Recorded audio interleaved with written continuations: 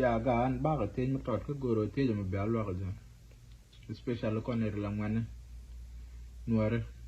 yen use nuare gal ten show lo ko chưa chăm nghe rồi chú cột tên bắt gà thằng thiên mới trọt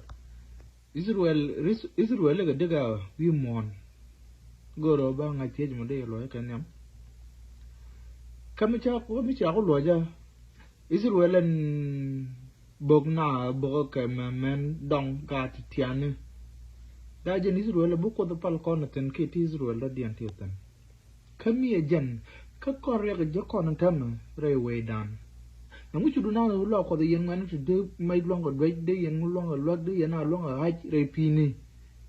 chu na la ling no cha wo je ba yo ko ga ni Israel la ko ngade pal ne ka lo ne ku ba ko lo ko di ni ci bu wono point kon mu ci bu kay no kon ma ni man kon ba ko lo ko de ne de ku kon lo gwi tum point ken to ku le te ko te ku ko lo non ko cái đó chỉ có con bánh pal con 24/7 cái tí chỉ có làm nó mệt từ bộ cái nào nó quy quay cả quy quay cả quy yên nào bao con lo cả when freedom is not free freedom chả chắc bằng cái chú có thể mình become gì chẳng at least you fight for it then bị kêu là chắc so go roga